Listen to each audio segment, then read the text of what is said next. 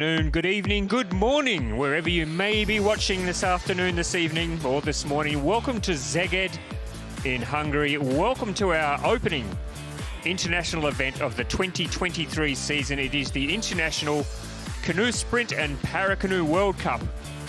We've got a couple of hours of crackerjack finals coming your way with the best athletes in the world as they begin the campaign to qualify for Paris in 2024. It's a cold and wet Friday afternoon here in Szeged, and look, the athletes are rugged up, the crowd is rugged up. It's been a long, hard day for everybody, but they love their canoeing here in Hungary, and they've still turned out to support what really is a fantastic array of sporting talent here. We've got athletes from all over the world who are beginning their campaign to try and qualify for next year's Olympic and Paralympic Games. So for over the next couple of hours, we're going to bring you some of the biggest names in our sport, and we hope that you'll enjoy our coverage. It says there the air temperature is 15 degrees. I think that's a lie. I think you can take 10 degrees off that. It's probably closer to 5. There's a little bit of wind out there, which takes it down another couple of degrees. So let's settle on 3 degrees. It is pretty cold, and you'll see when you spot the athletes how rugged up they are for the competition this afternoon. There's a rundown of the finals we're bringing you this afternoon. We've got a great mix of Paracanoe and Olympic sports, and culminating on the final two events of the evening, the K4 women and the K4 men. They should be absolutely crackerjack finals. We saw some fantastic racing through the early stages of that event, and it will be one of the highlights of the next couple of hours.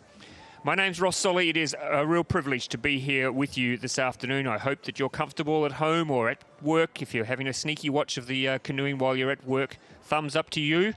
Don't get caught, though, because we'd hate to be responsible for that. Our opening event will be a Paracanoe race. It is the men's KL1.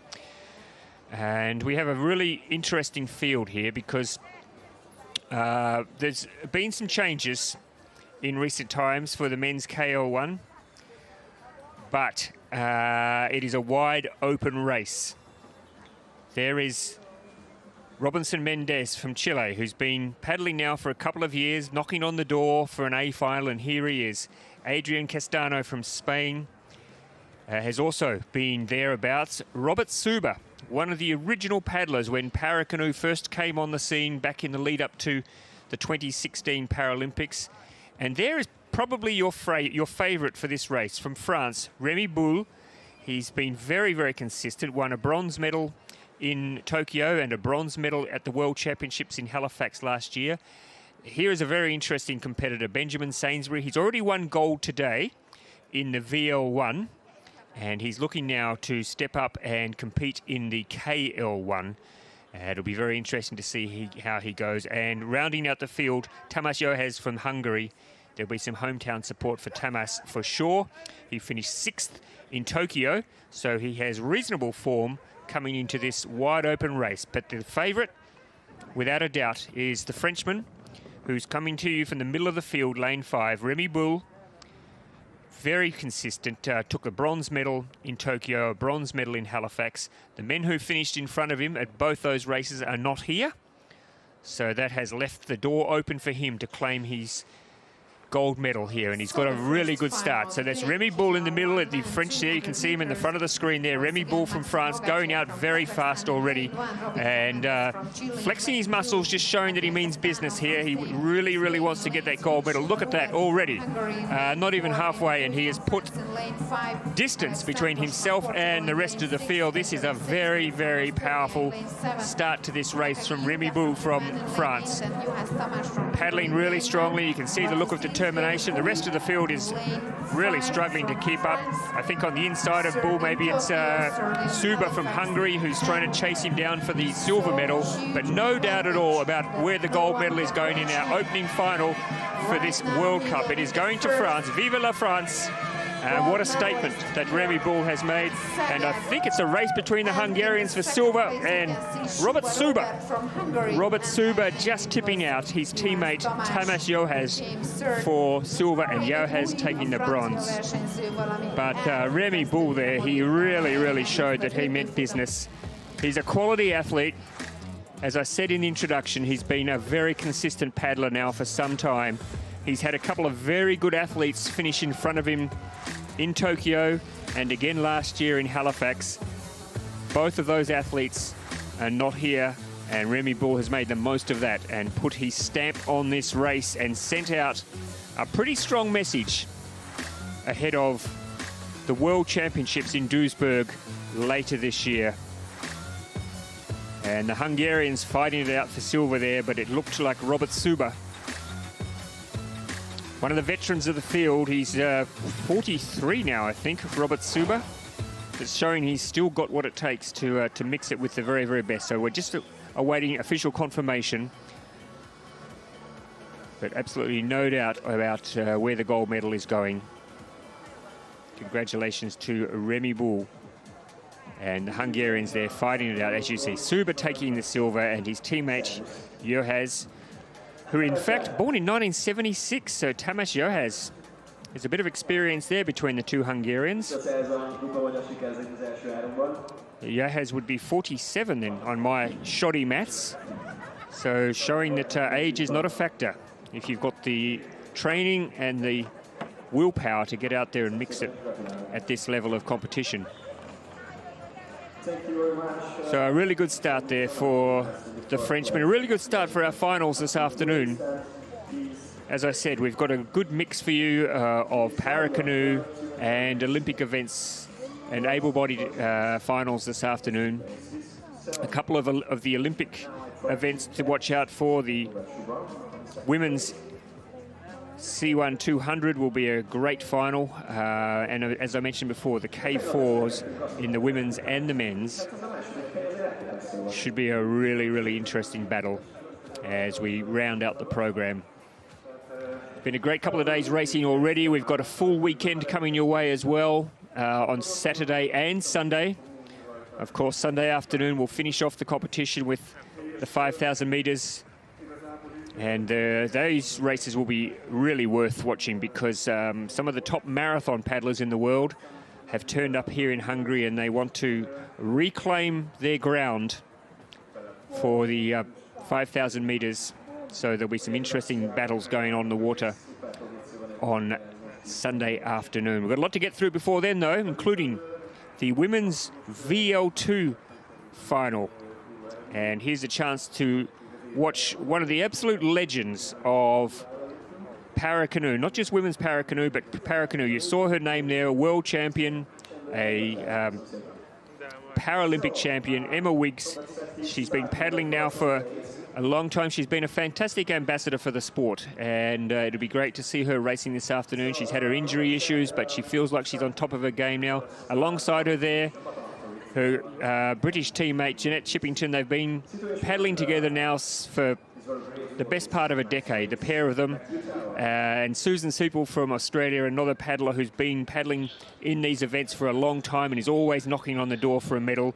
You would expect Susan, she won a silver medal in Tokyo, to be giving this a bit of a shake as well. So it'll be interesting to see how I think the field has closed up a lot since the VL2 made its debut a couple of years ago. Emma Wiggs, of course, began her career and still does paddle in the KL races as well. But in Tokyo in 2021, she made the VL2 her event. That's the German Katharina Bernschmidt, who was very good in the run-up to the finals.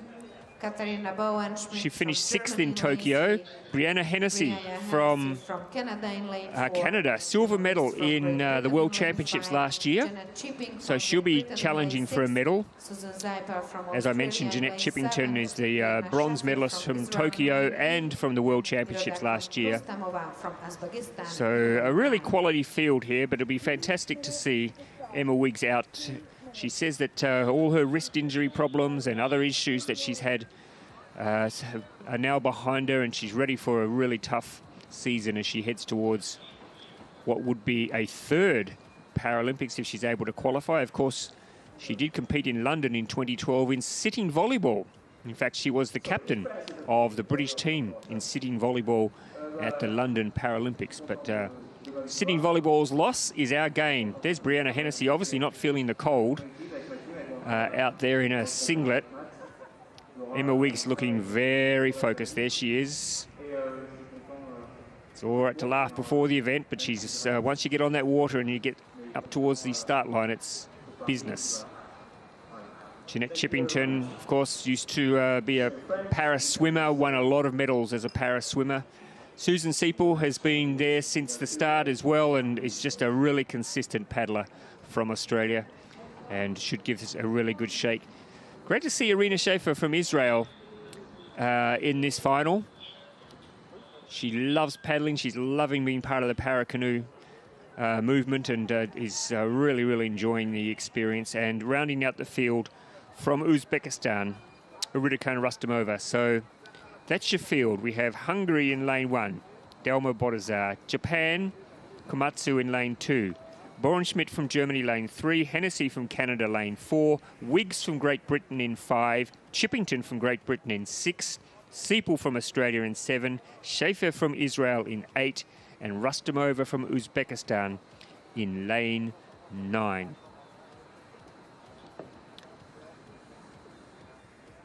The Hungarian Boldazar is the youngster in the field, just 20 years of age. And she's racing against some very experienced athletes. Jeanette Chippington has been to many, many Paralympic Games. She's now 53, Jeanette Chippington, but I tell you what, watching her in the early rounds here in Szeged, she's lost none of her desire and lost none of her power as well. So let's see how she goes. In the centre of the field, the two Brits, the Canadian and the Australian, you'd expect they will fight it out.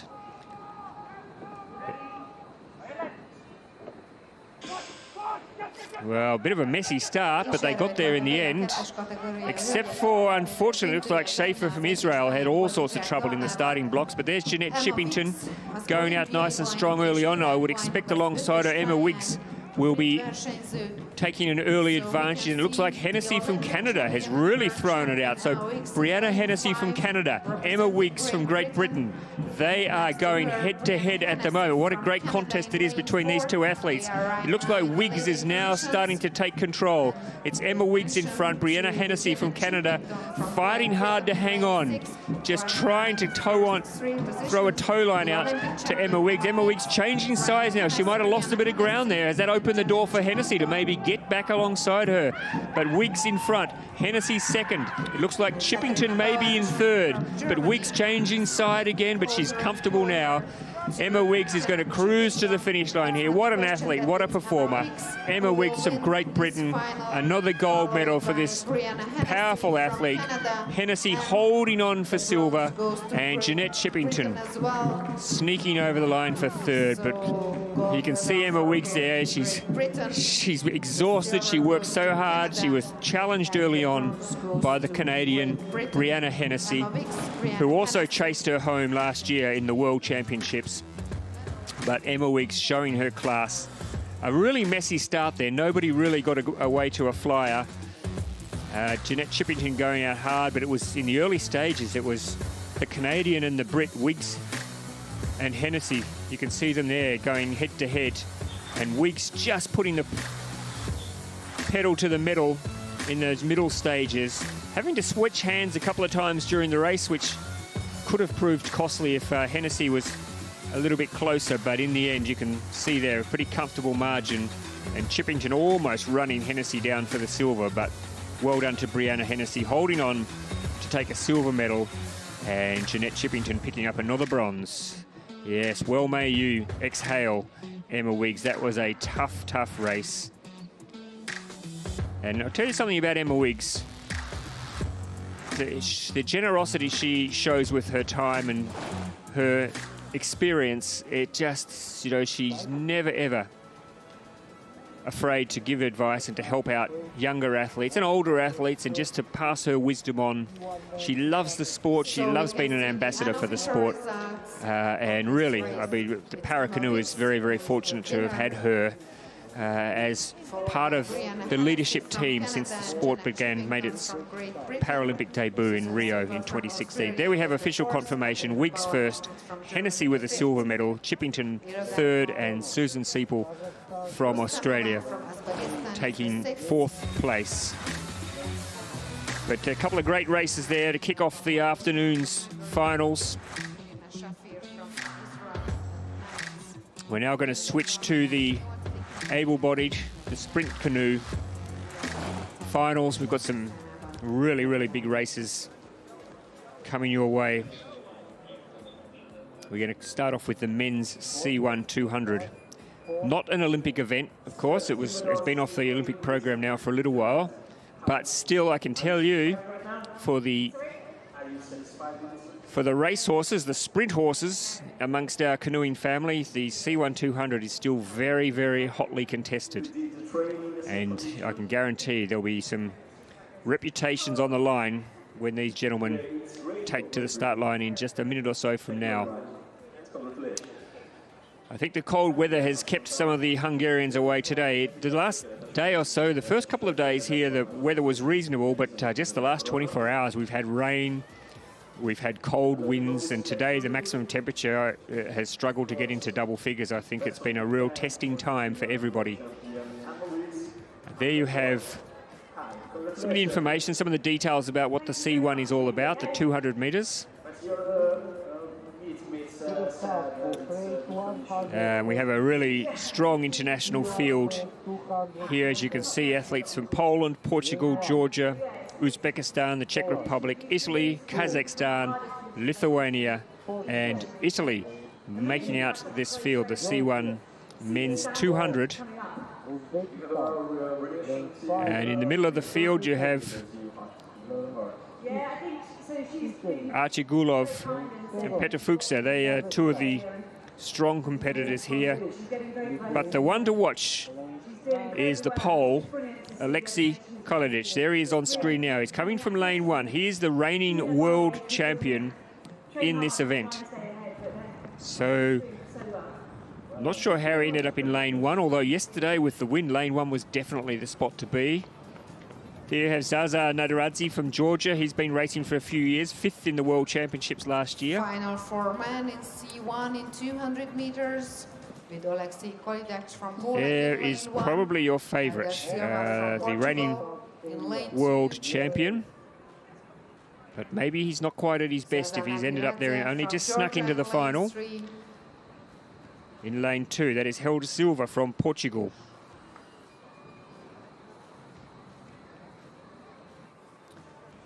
Zaza Nadaradze from Georgia. Artur Gulyev from Uzbekistan in lane four. Fifth in the World Championships last year. Artur Gulyev from Uzbekistan. Should be out there at some stage, will be challenging for the lead. Petr Fuchsa, brother of Martin Fuchsa, who hasn't been here this week. Martin Fuchsa, of course, he's a regular and likes the longer distances, but hasn't been here this week. Mattia Alfonsi from Italy, first of two Italians competing here in this event. Stepanov from Kazakhstan, third at the World Championships last year, which is good form to be bringing into this event. And wouldn't it be fantastic to see Kazakhstan pick up a medal? Henrikas Zastutas from Lithuania. Probably a pretty strong medal chance, I think, for Zastutas. And David Zeller from Italy, a former under-23 C2 world champion. David Zeller, now in the C1 over the 200 metres. So form would tell you coming into this that the lanes to watch at the very top of the screen, lane one, and probably Stepanov in lane 7 from Kazakhstan.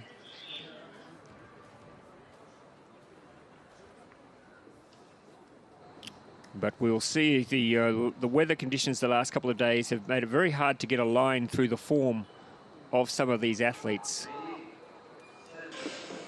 But they're off and racing now, and at the top of the screen, in fact, Kolidic missed the start. So he's got a bit of work to do to get back into this race. Alfonsi's off fast from Italy. Alongside him, Stepanov from Kazakhstan. Going out really, really hard, Stepanov. He was third at the World Championships last year. He's snuck into an early lead. So it's Stepanov from Kazakhstan. Across in lane 4, it's Gulyev from Uzbekistan, challenging his athlete from Kazakhstan. Across in lane 2, it's the Portuguese Silva, who's also laying down a claim here to a medal. So at the top of the field, it's Kazakhstan leading at this stage, just, I think, from Portugal. But as we get to the finish line, oh, he's gone early. It's gone early, but I think it was Gulov from Uzbekistan who has managed to sneak through the field and take the gold medal. Artur Gulyev. I did say in the preview that at some stage he would challenge for the lead. Well, he challenged at exactly the right time, the finish line, and that was a very, very well judged race from the Uzbeki. You might see here at the start, here he is in lane 4. Got off to a reasonable start, but early on it was Stepanov from Kazakhstan who was dominating the race. Gulyev, though, Artur Gulyev from Uzbekistan, timing his run to perfection. Now you can see there he's got a couple in front of him, but starts to put the foot down there and moves through the field and timed his finish to perfection. So let's see. Is it lane 2 that managed to hold on for the silver? That's Helder from Portugal. And third place, it looks like Buxa. Is that from... or maybe Alfonsi from Italy got the bronze. But great result there for Uzbekistan. It's a gold medal. He's pretty proud too, pretty proud of his country, pretty proud of his effort, as he should be. So confirmation, Gulyev from Uzbekistan with the gold, silver from Portugal taking the silver, and Alfonsi from Italy taking the bronze. Stepanov, after going out hard, faded a little bit to finish 4th, and the reigning world champion Kolidic finishing in 5th position.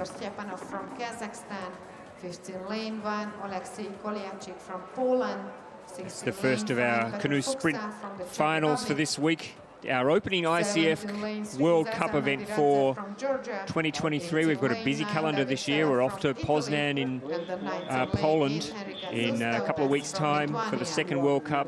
We have the World Championships and Olympic qualifiers in Duisburg later on this year in August.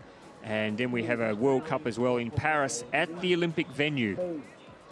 At the Olympic venue, which will be very eagerly contested 12 months out from the Olympics and Paralympic Games. So a lot to look forward to for canoe sprint and Paracanoe fans this year, and I hope that you could stick with us and be part of this journey, be part of this amazing journey for these athletes who work so hard in what's been an abridged Olympic and Paralympic cycle this time round, because of course the Tokyo Olympics were 2021, so it's been a 3-year Olympic cycle this time round. So the athletes didn't get a lot of time to relax after the last games.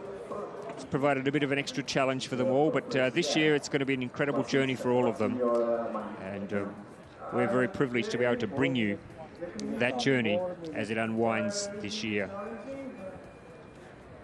Coming up next, very much looking forward to this race. It's an Olympic event. It's the C1 Women's 200.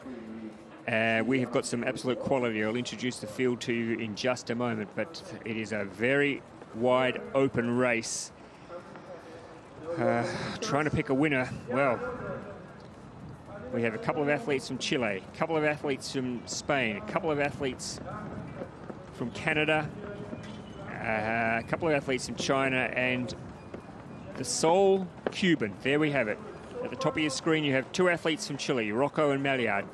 Giacomi from Spain, Katie Vincent from Canada, Du Bois from Cuba, Wenjon Lin from China, Corbera from Spain, Shui from China, and the youngster, Sophia Jensen from Canada in the outside lane. What a quality field.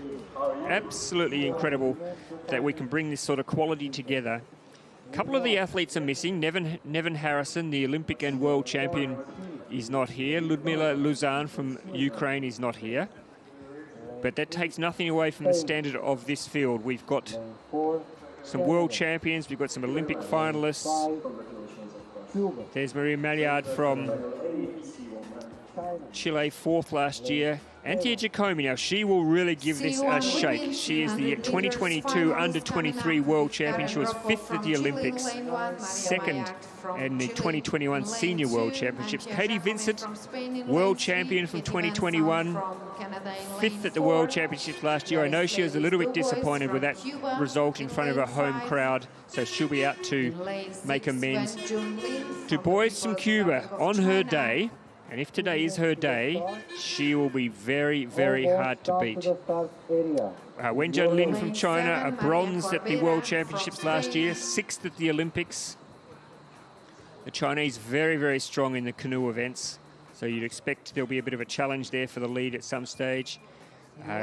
Corbera from Spain, very consistent paddler, more used to the C2. And Shui from China, the 2022 under-23 silver medalist, stepping up to the senior level this year. And in the outside, Sophia Jensen, for so long, such a strong paddler in junior and under-23 levels. Just 21 years of age, 3rd at the under-23 World Championships last year. This will be a great experience for Sophia Jensen. Coming in the outside lane,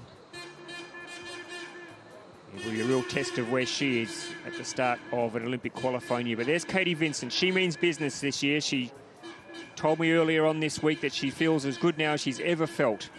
She's changed her training regime. She's got a different approach to her training, and she thinks that's going to transfer into some pretty strong form on the water. But alongside us, Du Bois from Cuba, Giacomi from Spain. These are the athletes who I think will give this a bit of a shake. And of course, the Chinese athletes, you can never discount them in a women's canoe race. They're particularly strong. So a quality field, very hard to pick a winner. Very hard to even put your finger on who could start as favourite. Probably Du Bois from Cuba, Vincent from Canada, Giacomi from Spain. But really, it's a very wide open race. 200 metres, you need to get a good start. They're in the starters' hands now. The women's C1 200 final. And they're away. And everybody got away nice and cleanly. It looked like Jensen down on the bottom of the screen got as good a start as anyone. So as we head off in this 200-metre splash and dash, and it looks like it is the Chinese athlete who's gone out early. It's Wenjun Lin in lane 6. Who's gone out the hardest. Inside her, it's Du Bois from Cuba, who's trying to chase her down. Katie Vincent hanging on by her fingernails. And Giacomi from Spain also giving this a real shake. But as they come down towards the finish line, maybe 100 metres to go, it looks like it's Du Bois from Cuba coming through in the middle. Du Bois, Vincent having a crack at her. It's Du Bois from Cuba, Vincent from Canada, Du Bois, Vincent, Du Bois just. Du Bois from Cuba just ahead of Katie Vincent, with Giacomi from Spain holding on for 3rd. But that is a very good race from this young lady from Cuba. The Cubans, of course, as we saw in the Olympics, they're so strong in canoe races. The men have been particularly strong, and you'll see over the weekend they've got some strong paddlers here. But Yaroslidis Du Bois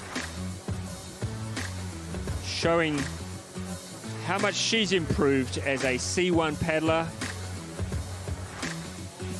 in this Olympic event, the C1 Women's 200, taking the gold medal. Katie Vincent threw everything at the Cuban over the closing 50 metres, but the Cuban had it under control. The Chinese paddler Wenjun Lin led early. Here you can see she got the best of the starts and was really heading the field at the halfway stage, but she faded to finish outside of the medals, I think. I think the bronze ended up going to Giacomi from Spain. But we'll get official confirmation here. There's Du Bois from Cuba just holding on over Katie Vincent with Giacomi on the inside in lane 3, taking the bronze. What a great race. Gee, I tell you what, doesn't that whet your appetite for the rest of this year? We are going to have some fantastic racing in this women's event. Once Nevin Harrison comes back, once the Ukrainians come back, it's going to be a fantastic event, fantastic qualifying season. So confirmation there of gold, silver and bronze. And Yaroslady Du Bois from Cuba always looks incredibly happy, always seems to be loving her work and loving being part of the international canoeing scene.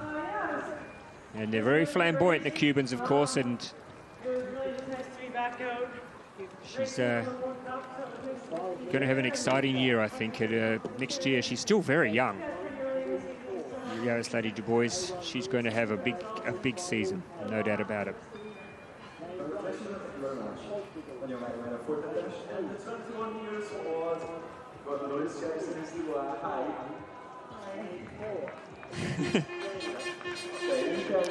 Yeah, her English is not great, I have to say. Maybe she's practiced. Maybe she's practiced over the winter. And there's Katie Vincent.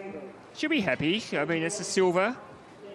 And for the start of the season, you get that one out of the way. And I don't think the Canadians are going to Poznan, so they'll go off now for a training camp and get themselves organised and ready for the World Championships later on this year. Giacomi, an incredibly consistent paddler from Spain. And she will really be an athlete to watch this year. So the next race is not an Olympic event, but gee, there's some quality in this field. Two of the, and I hope they don't mind me saying this, two of the grand old men of kayak sprint racing, Fernando Pimenta and Rene Paulsen, are both in this field, the men's K1 500. Of course, for Pimenta, his big goal this weekend is the 1,000. But have a look at this field. Fernando Pimenta from Portugal. Adrian Rio from Spain. Dong Zhang, an Olympic finalist in the 1,000 from China. Jean Westerhausen from Australia, part of the K2 1000 gold medal team in Tokyo. Anton Winkelmann from Germany. Thomas Lusty from Great Britain. Gergely Balog from Hungary. Rene Paulsen from Denmark. And in lane 9, Aldous Wild from Latvia. So, yeah, Fernando Pimenta, 33 years old now. He won a bronze in this race in 2022 in Halifax. He's more of a 1,000 and a 5,000 metre race. He loves the distance races, but I'm sure he's using this to blow the cobwebs out. There's Jean van der Westhuizen, the South African-born Australian. He won gold with Thomas Green in the K2 1000 in Tokyo. Of course, now that the K2 is a 500-metre race, and Westerhausen having a crack at the K1 500, just to get himself fit, I'm sure, and to blow the cobwebs out before he steps in the kayak with Tom Green for the K2 later on this weekend. Alongside him there is the Chinese paddler Dong Zhang, 6th in the K1 1000 in Tokyo. So a few of the 1,000-metre paddlers here in this field. Anton Winkelmann from Germany, just 20 years of age, 4th in the Under-23 World Championships here last year. So that's not bad form. Rene Paulsen, 34 years of age, Rene Paulsen, 2081 K2 1000 silver in lane 2, Beijing. Adrian Del Rio from Spain. This is his first K1 final. He'll be nervous. He's just 20 years of age. Dong Zhang, as I mentioned, from China. In lane 4, Jean van der Westhuizen representing Australia. Van der Westhuizen has really taken to the sport in Australia, and just such a powerful paddler. Germany. Lane 5, Anton Winkelmann. As I mentioned, he's just 20 years of age, 4th in the Under-23 World Championships here last year. So that's not bad form to be bringing into this. Thomas Lusty from Great Britain, long overdue for a breakthrough medal. Maybe it will come today for Thomas Lusty. Certainly a powerful paddler. Gurgly Balog mostly does his racing in K2s. Chance for him today to step out in a K1 and show what he can do. René Poulsen, need we say any more?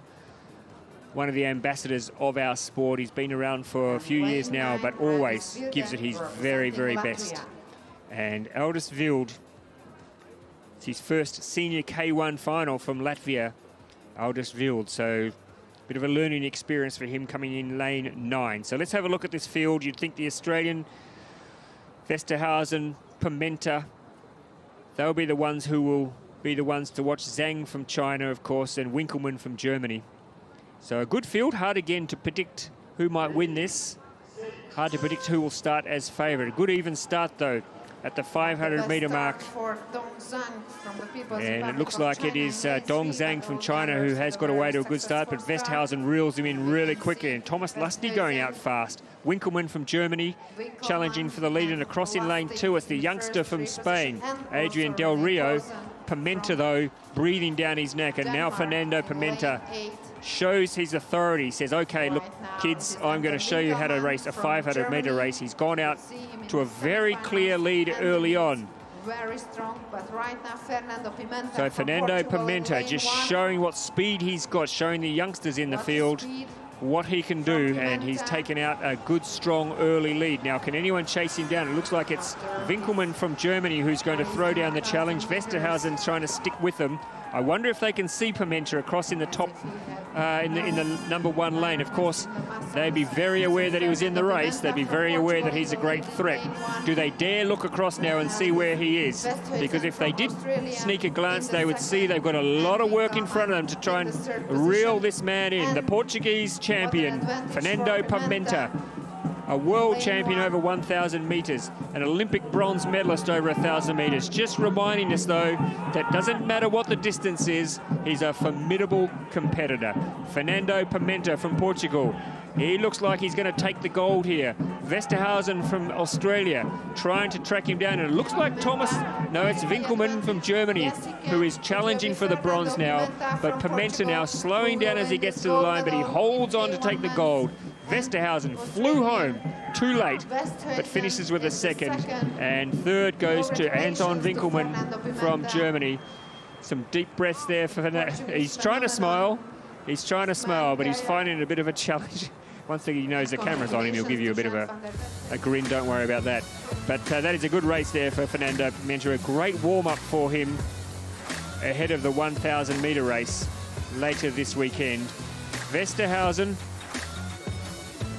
Van der Vesthausen, he really had a controlled race. Maybe, well, not maybe, I think he probably let Fernando Pimenta get a little bit too far ahead of him there and left it a little bit late to try and reel in the Portuguese. But Jean van der Vesthausen taking the silver, and Anton Winkelmann enjoying his step up to senior racing, taking the bronze medal. But as you can see there, Vesthausen certainly finishing the stronger, but Pimenta had that race in his grasp from about the halfway stage. Winkelmann paddling well, and a good race there from Dong Zhang as well, the Chinese athlete, also better known as a 1,000-metre paddler.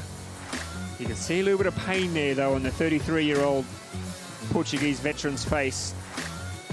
Yeah, he'll be very happy. He loves the gold. He loves the smell of gold. He loves the taste of gold. And he loves a bit of bling. And that's a bit of extra bling for him to take on the plane back to Lisbon at the end of this weekend. So Pimenta confirmed as the gold medalist. Van der Vesthausen, the silver, and Winkelmann from Germany taking the bronze. René Poulsen there finishing in 7th position. Smiles all around. The canoe sprint community is a very close-knit community. And I think post-COVID, they've become even closer. You know, people went through a lot during the COVID time and found it really challenging. And I think when everyone got a chance to get back together again, They really appreciate it. I think they understood what they were missing while they were forced to lock down and stay out of the water. Let's have a listen. Okay.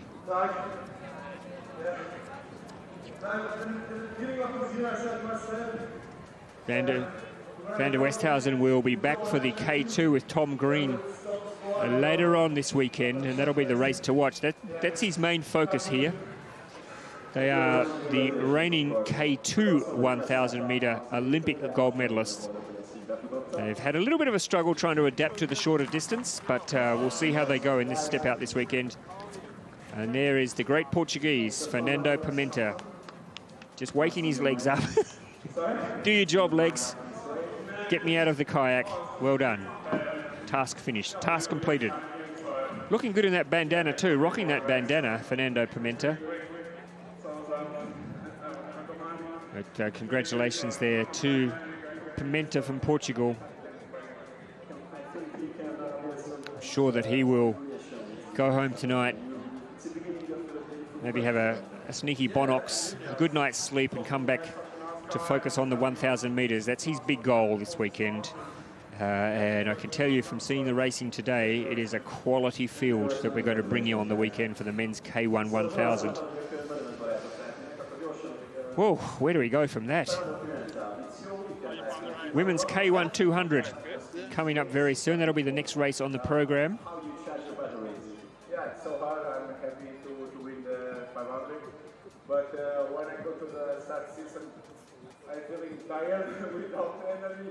Everybody said that. Yeah, but we started yesterday with the 3 And Fernando Pimenta just enjoying his chat there. He loves a chat. It's very hard to keep him down, actually. Once he starts talking, it's very hard to get him to finish. But we'll take a short break now. We're going to be back shortly with some great racing. Yesterday and today I do the semi-final K1 1000 hard also. And for those watching on the stream, we hope you're enjoying our stream, by the way, bringing you all the racing on recast this season. It's a new platform for us at the ICF. It's a new approach. But for us, it's a chance to, we hope, be able to bring you continued high-quality broadcasting of all our events. And staging these events and broadcasting these events it's not cheap, and we're always trying to be innovative, and we're always trying to find new ways, new sources of funding, so we can continue to bring you the very, very best. And recast for us is an exciting venture. It's an exciting endeavour, and we're just hoping that you will get on board and support us this season as we continue to strive to bring you the very, very best in canoe sprint, canoe slalom, and in fact all our disciplines this season. We're looking forward to a really, really good season. We've got some world championships coming your way in lots of our events.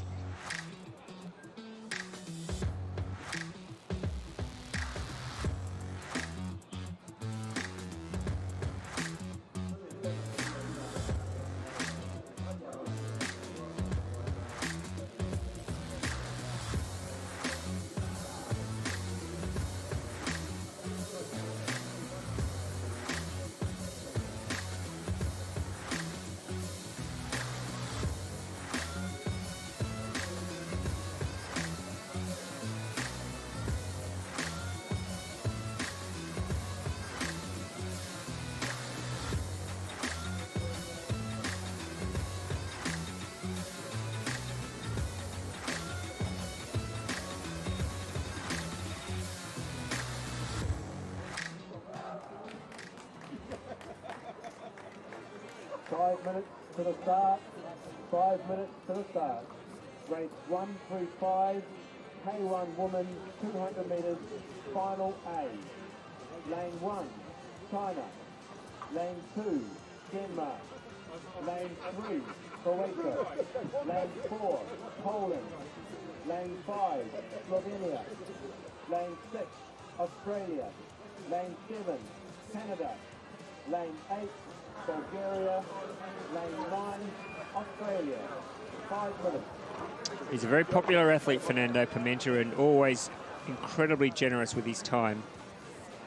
Bit of a rock star back in Portugal. Bit of a rock star everywhere, to be honest.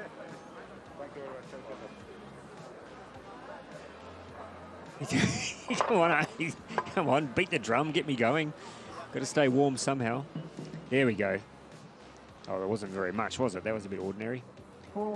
But it's one of the great things about coming to Szeged is the crowd, and he's there. He's here at every event, banging those drums, keeping the athletes going, helping them keep time. Certainly he's here, rain, hail or shine. Expecting big crowds. The weather will pick up tomorrow. The weather forecast for tomorrow and Sunday is much better. Much better, so I think we'll see a bigger crowd out here on the weekend as the Hungarians come out to celebrate what is almost their national sport, canoe sprint. Going through a bit of a change in the guard in Hungarian canoeing.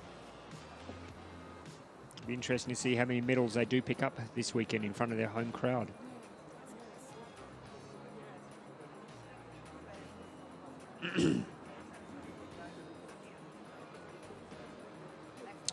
Welcome back to Szeged. My name's Ross Solly. If you're just joining us, you've missed some great finals already, and we've had a great spread of medals.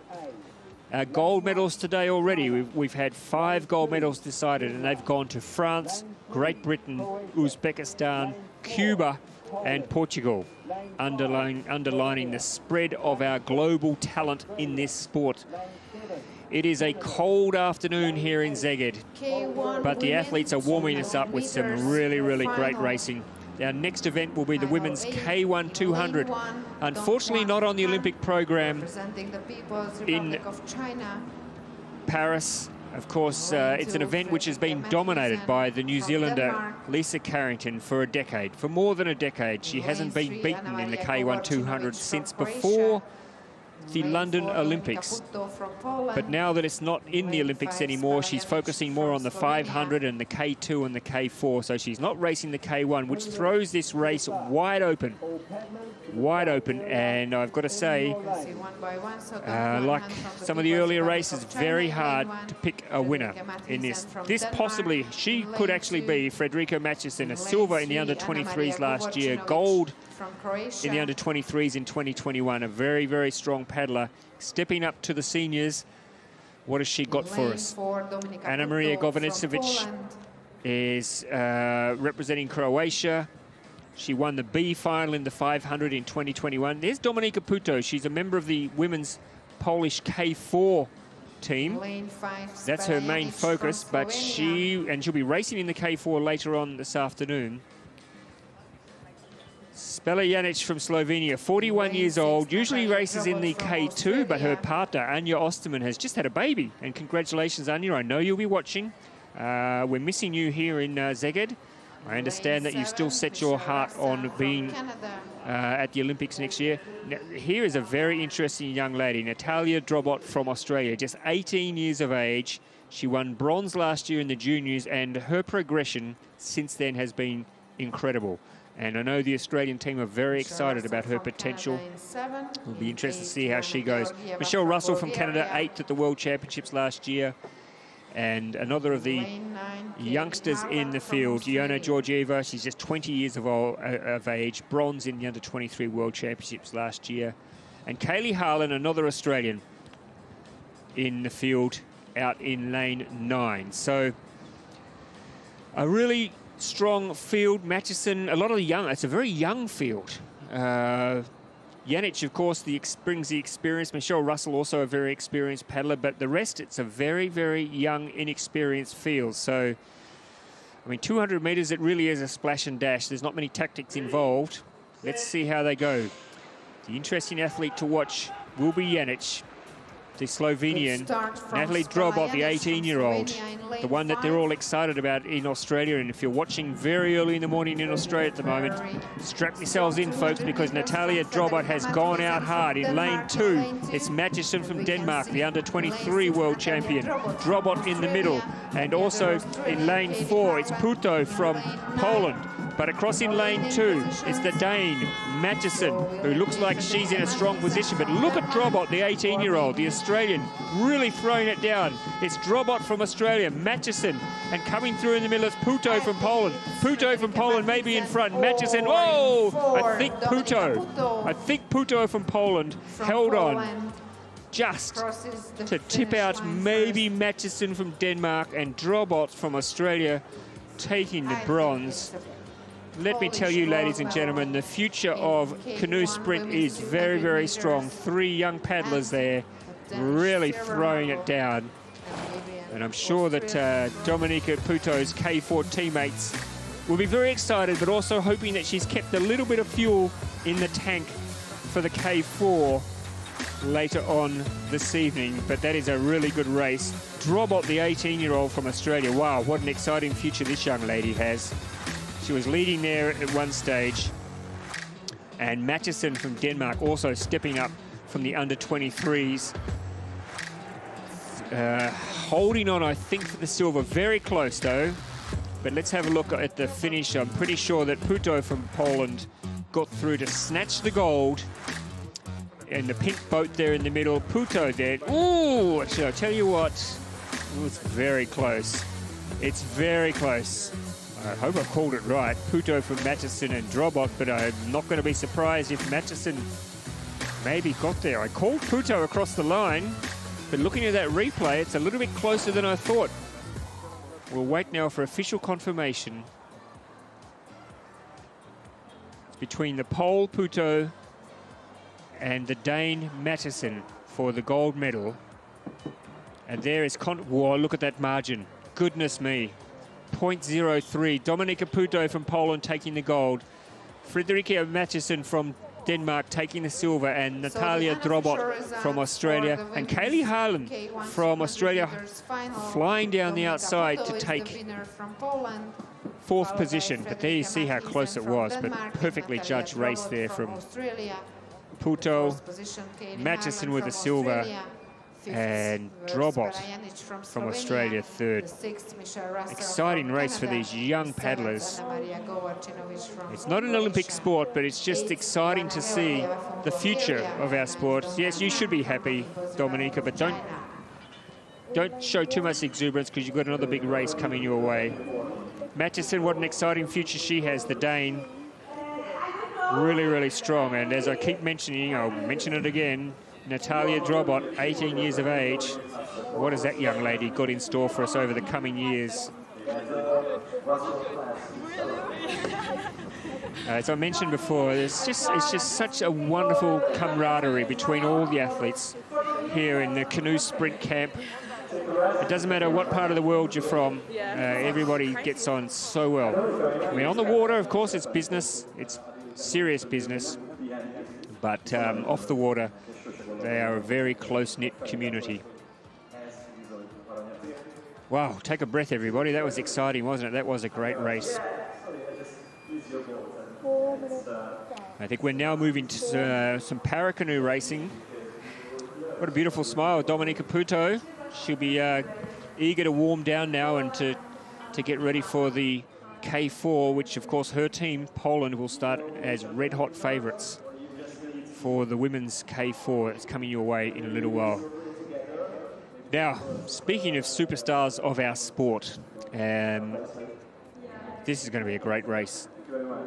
Australian, as you can see, the Olympic champion Curtis McGrath has won gold in this race twice at the Paralympics. He's a multiple world champion. He sat out last year to have a bit of a rest and to recoup after a busy schedule leading up to Tokyo. In his absence, it was the Ukrainian Mykola Sinyuk who stepped up and took the world title. These two have been going with a great arm wrestle for many, many years, and it'll be a great race again between the Australian, the Ukrainian. Scott Martlew from New Zealand will also be in the mix. And don't discount the chances of David Phillipson from Great Britain, and Federico Manciarelli from Italy also has a very, very good form. Manciarelli was a bronze medalist in Tokyo. There he is, bronze medal in Tokyo. 200 but then meters fourth in the World final, Championship, lane so his one, form fell off a little bit after the Federico Paralympics. representing Italy. He'll be looking to get back in Lane there two, and remind us of what he's capable of here. But coming in from lane one, Uzbekistan. Lane 9, Austria. Abdulakov from Uzbekistan, In lane 3, Christian racing in here in the representing A final. Italy. Christian Volpi, fifth at last year's World Championships, In representing lane Italy, the 4, second of the Italian. Olympic champion Curtis McGrath representing Australia. And yes, Curtis McGrath just been introduced now to the crowd. There he is. He's been an incredible ambassador for this In lane sport. 5, the world champion, Can't underestimate Nicolas how Sinyuk popular representing Curtis Ukraine. McGrath is back in Australia. He is, I talked about rock stars. He is a rock star in Australia. And Mikola lane Sinyuk, who 6, has really Scott stepped up in Marklew Kurt McGrath's from New absence. Zealand. Will he be able to match the big Australian, though? Scott Marklew, he's had some very interesting tussles Lane 7, with David with Philipson representing Sinyuk and Great McGrath Britain. over the past couple of seasons. David Philipson, second in last year's World Championships for Great Britain, seventh in Tokyo. He could be in there challenging for a medal at some stage in this race. Bibaris Patay from Kazakhstan. Lane 8 is Bibaris Patay from Kazakhstan, eighth And at the in lane 2021 9, World Markus Svoboda Championships. representing Austria. Great to see Kazakhstan. And Markus Svoboda, perhaps one of the most versatile paddlers on the planet. Not only does he do Paracanoe, he's done canoe marathon, he even did canoe freestyle last year and loved it by all reports. Absolutely loved it. He's an absolutely outstanding athlete, a wonderful competitor on the water and a true gentleman off the water, and one of the veterans. He's one of the athletes who've been there from the get-go. When Curtis McGrath first started paddling, it was Markus Svoboda who used to throw down the challenge to the big Australian, and those two in the early days of Paracanoe had some really, really great tussles on the water. But the man to watch in the middle of your screen is Curtis McGrath, an absolute legend of Paracanoe. It will be interesting to see. He's coming back now after a year off, how quickly he gets back into his stride, but he'd be pretty determined here to make his mark. It's the Ukrainian on this side of the Australian that you want to watch. Those are the two big-name athletes in this final. So here we go. They're off and racing. And here they And go. it's also Volpi on the 200 inside, the meters. Italian, who got a good start as well. But Olympic champion Scott Curtis Marklew from New McGrath. Zealand on your screen at the Lane moment. He 4, should challenge and for a Pregnant bronze world medal, but it champion is Nicolas Sinyuk Volpi from Italy who's Ukraine gone out in the lane hardest. 5, and Christian very Volpi strong Christian and Volpi from Curtis Italy McGrath in lane now starting 3. to reel him in. It looks like Sinyuk is struggling a little bit at this stage, but it's Volpi from Italy. McGrath now just trying to reel him in. Curtis McGrath from Australia. Sinyuk is struggling. Sinyuk is struggling for a medal. It's the Australian and McGrath. It's Marklew, and also it looks like Philipson from Great Britain coming through, but it's McGrath first. Takes the gold medal. Looks like Marklew second. Philipson, I think, took the bronze. I think so. So Scott Marklew, Curtis McGrath. Curtis McGrath a clear winner. I think Scott Marklew took the silver and Philipson the bronze. But let's wait for confirmation there. Christian Volpi led for the first half of the race. Curtis McGrath, though, perfectly timed race as you would expect. Never gets a great start, the Australian, but then makes up for it once he gets into his rhythm. Christian Volpi did get a very good start.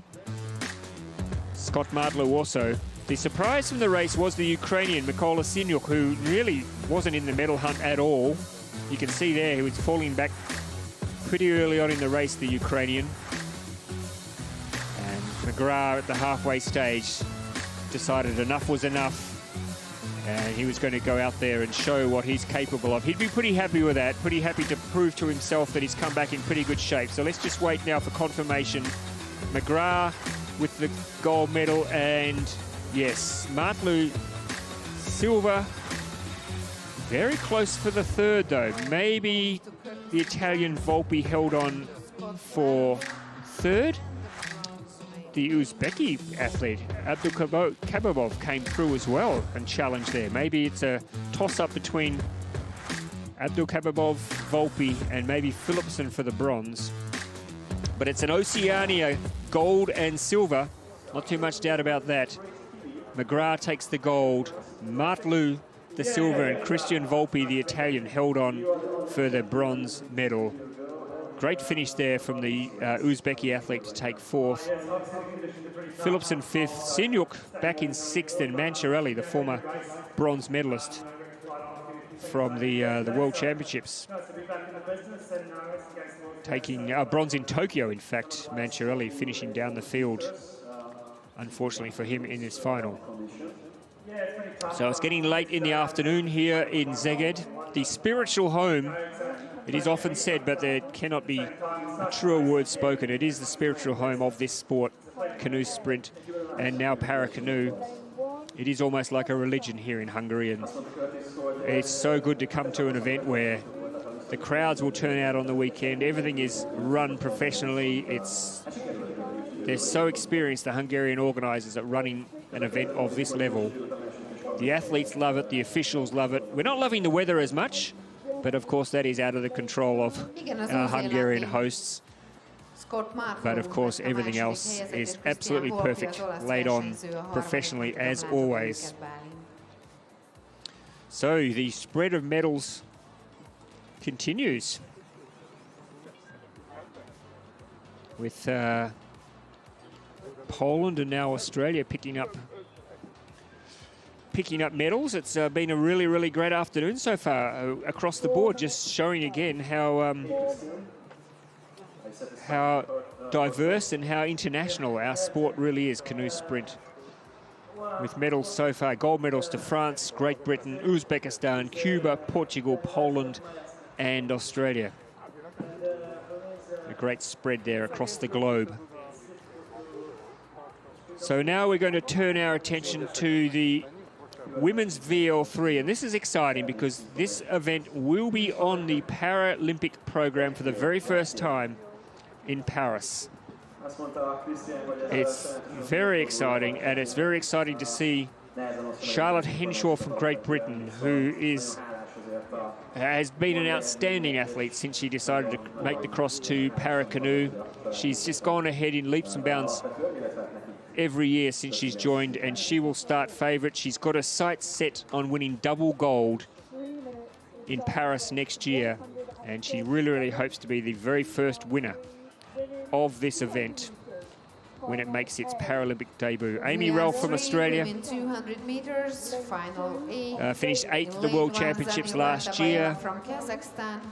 In lane 2, a very young paddler from Australia. In lane 3, Natalia Lahutenko. There's Lahutenko from Ukraine, 5th in the World Championships last year from Ukraine. So good to see the Ukrainian athletes here. Unfortunately not here in the canoe sprint, but well represented as always in the Paralympic events. Erica Scarf from Canada, 4th in the World Championships last year for Erica Scarf.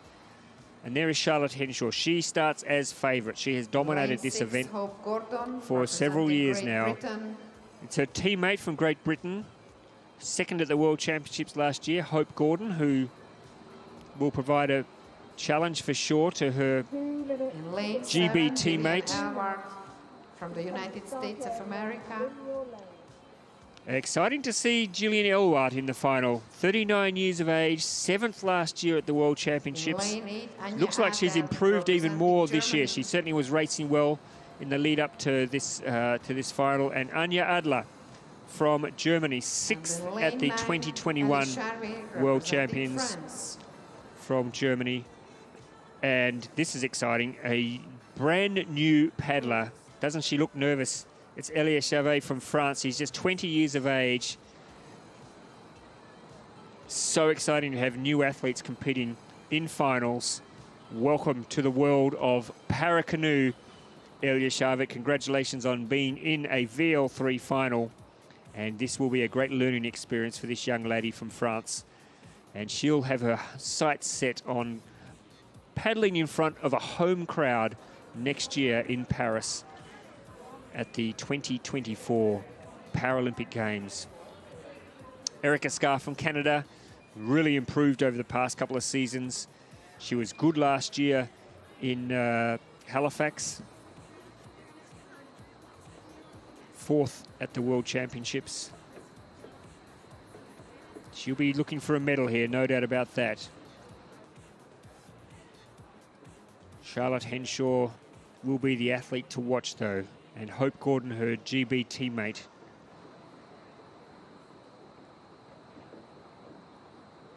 So in the middle of your screen, it's Charlotte Henshaw. On this side of Charlotte Henshaw, it's Hope Gordon. On the other side of Henshaw, it's the Canadian Erica Scarf. They're probably your top three in this race. Lahatenko from Ukraine always paddles well, and Elwart from USA has paddled well this week here in Szeged. But we're underway. Watch for lane 5. She's an out-and-out champion in this sport. She's been a great ambassador. She rarely gets beaten, Charlotte Henshaw. Hope Gordon is her GB teammate. They're very good friends. They train together. They have a good time together. They're always laughing and having a great time.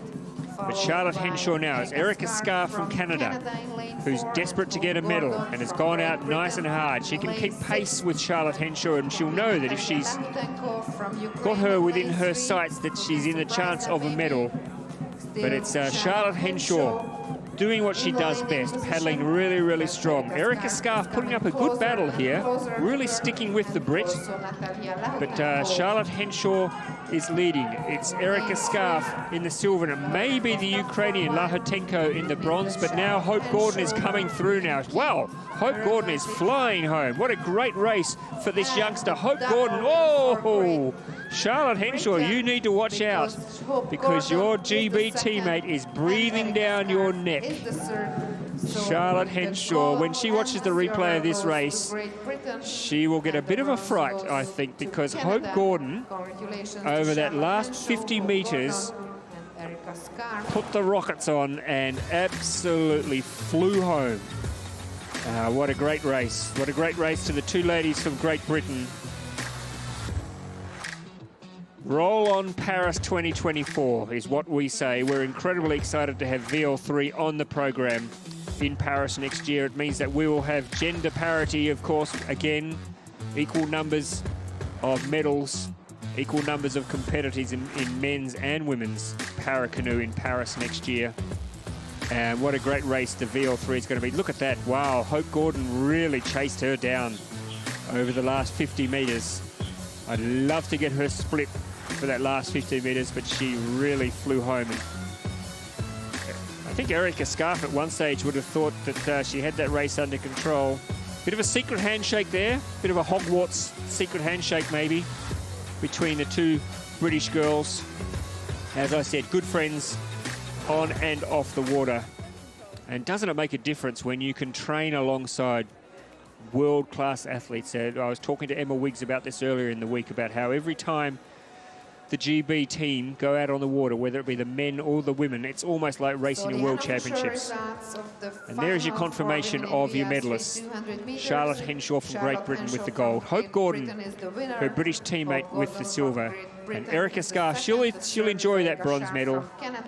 And Lahatenko from Ukraine. Great race there for the American Gillian Elwart. She's improved a lot, Gillian Elwart, and she'll be pretty happy with her progress at this stage of the season. Of course, Duisburg is one of the stages of the qualifying process for the Paralympics next year. And there'll be more opportunities at next year's Paracanoe events.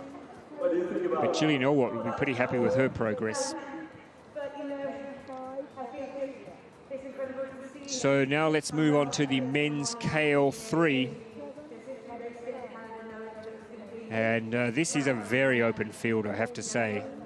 Serhiy Yemelyanov, who has dominated this race for Ukraine since its inception. Gold medalist in Rio, gold medalist in Tokyo, unfortunately not here for Serhiy Yemelyanov. And in fact, there's a question mark over whether he will be in Paris next year. So that throws this event wide open.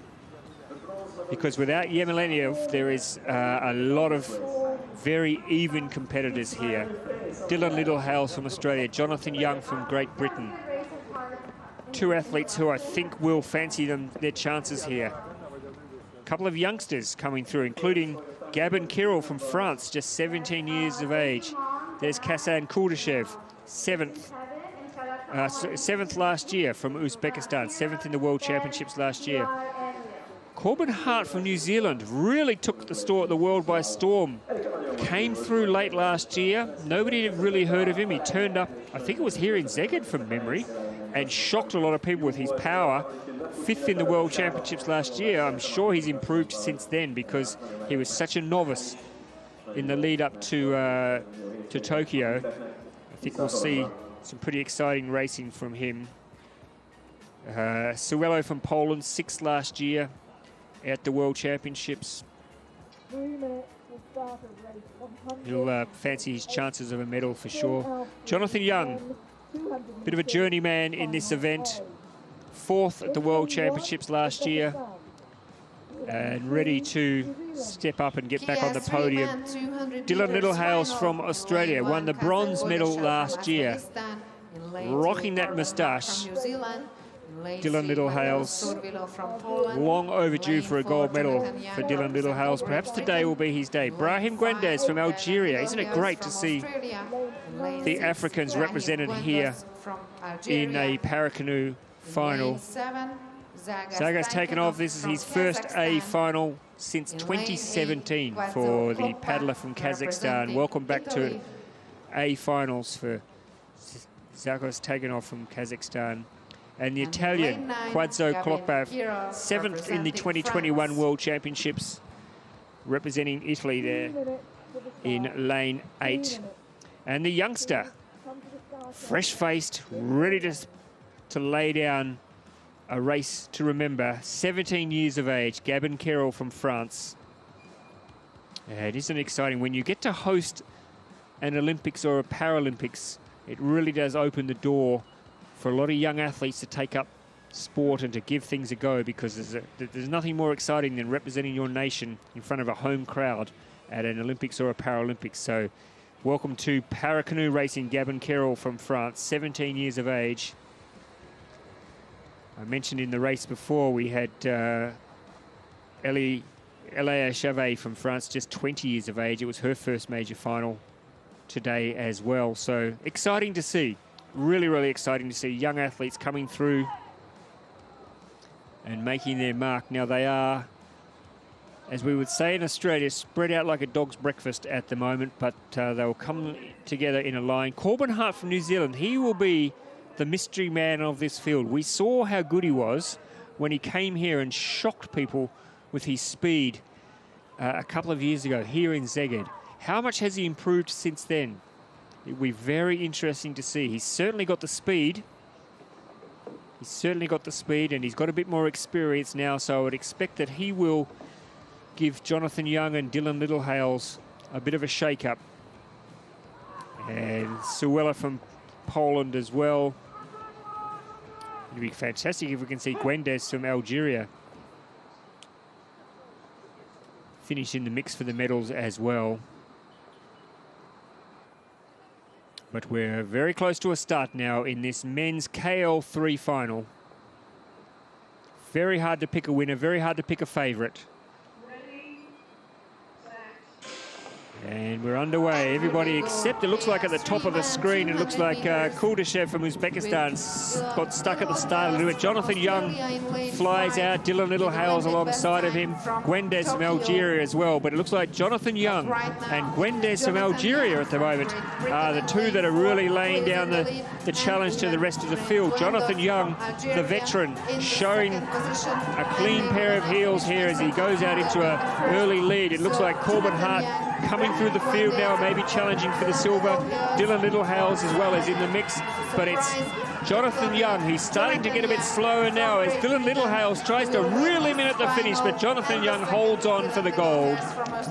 Dylan Littlehales takes the silver, and fantastic to see. For the bronze medal, it's going to Algeria with Brahim Gwendez picking up the bronze medal. Jonathan Young says, I'm glad that race wasn't 10 metres longer. And Dylan Littlehales says, I wish that race was 10 metres longer. But that's the way it goes. You've got to judge your timing to perfection. And Jonathan Young tried to blow them all away early on in the race. Was successful in doing so. You could tell in the last 20 metres he was starting to feel the pinch a little bit, but the lead was big enough for him to hold on and to return to the top of the podium. A very popular paddler, Jonathan Young. I know they'll be cheering back in GB to see him back here in winning form at the start of a 2023 Paralympic qualifying season. You can see there Gwendez from Algeria, Dylan Littlehales settling in third position. And as we headed towards the finish line, Jonathan Young starting to feel the pinch. Dylan Littlehales trying to reel him in, but in the end it was quite a comfortable win for the British paddler, Jonathan Young. Dylan Littlehales finishing with a minor medal again. A very, very consistent paddler. And fantastic to see the bronze medal going to the African continent. Brahim Gwendez picking up the bronze. He'd be pretty happy. Look at that. You can see how happy he is to finish with that bronze medal. Bronze to Brahim Gwendez from Algeria. Great racing. Great racing. From Poland. For the men's KL3, as I mentioned, the Olympic champion Serhii Yemelinov is not here. It's thrown this race wide open. The Spanish paddler Jan Vail, who won the world champion title last year, also not paddling in the final. So a really wide open race, but Jonathan Young getting back up there on top of the podium. A very popular winner, I'm sure, for Jonathan Young. So a second gold medal today for GB after Emma Wiggs picked up a Paracanoe gold earlier on in the program.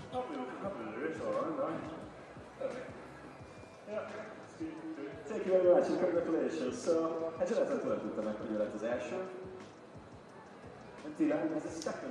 So we have just 4 more finals to go.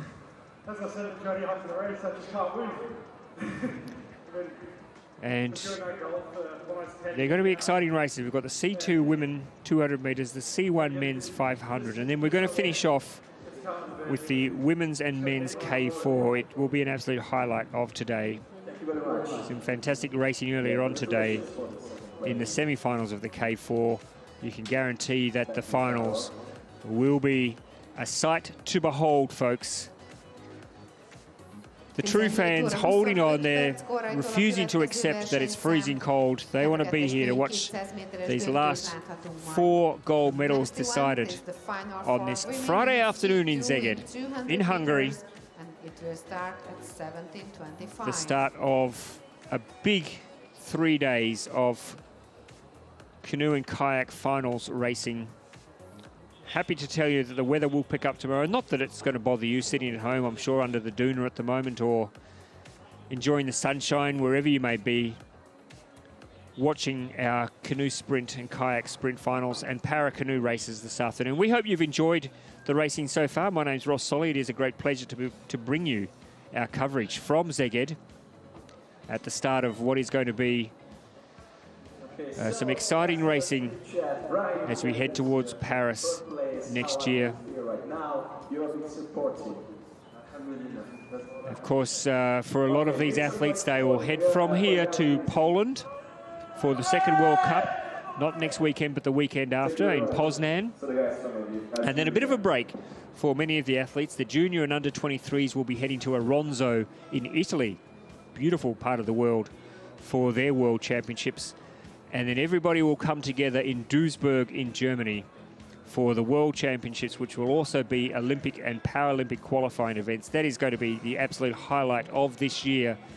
And you're going to get to see the very, very best athletes in the world battling their way to earn quotas for their country for Paris next year. But that's all ahead of us. We've still got finals coming your way this afternoon. We've got some quality racing. We've got the women's C2 200 metres, the men's C1 500, and then the K4 women and the K4 men 500. We've got some great racing coming your way. Hope you can stick with us. We'll be back in just a moment. 17 óra 42 perckor K4 női 500 méter, és 17 óra 51 perckor K4 férfi 500 méteres A-döntő. Ezzel azonban a döntők sora nem ér véget, csak az A-döntő ki, ugyanis 18 órától majd a B, illetve kajak egyes férfi 500 méteren a C döntő következik, és 18.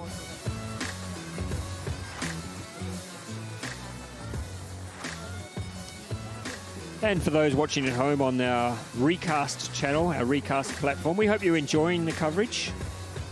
And we hope you can spread the word. Spread the word to all your sport-loving. You don't have to love sport to love canoeing. If you love a good challenge, if you just love seeing quality athletes putting everything on the line, spread the word, folks. Tell them about this great sport. Tell them about this exciting year that we've got ahead of us. And don't forget, if you can recommend them to Recast, get them to sign up to our new platform, it will earn you valuable credits towards watching our sport as it unfolds over the weekend. And just remember, basically for the price of a cup of coffee, you're getting to see quality racing, and you're helping us to bring you the very, very best coverage that we can of our athletes and our racing. It doesn't come cheap. It's a big outlay, and you're helping us to be able to continue to bring you the quality of broadcasting that you've become used to now and that you would expect from us as we head towards another Olympic and Paralympic Games. So spread the word, folks. Tell them how great the coverage is. Tell them what a great sport this is. And they will love you forever. 4 minutes to the start. 4 minutes.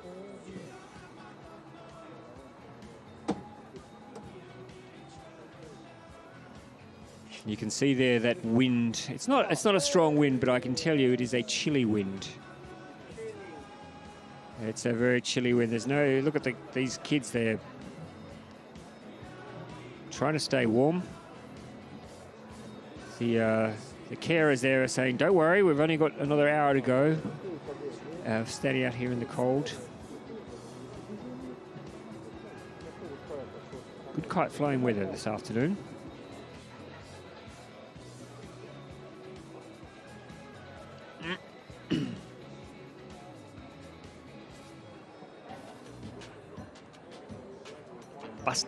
Busted eating chips.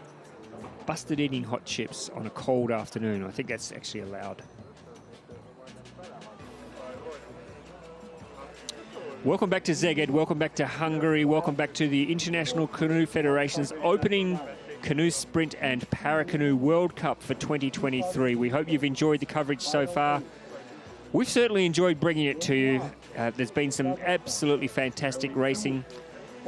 Bit of a chance for us to get an early look at the athletes who will challenge later on this year for Olympic and Paralympic qualification. We've seen a really great spread of medals, a global spread of medals, which just underlines yet again what a truly global sport canoe sprint and para-canoe is. We've had gold medals go to France, 2 to Great Britain. We've had a gold medal go to Uzbekistan, to Cuba, to Portugal, to Poland, to Australia.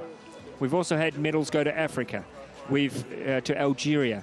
It's just been a really, really great spread of medals. And who's to say where these last 4 gold medals of the afternoon will go, because there's some really open racing coming your way.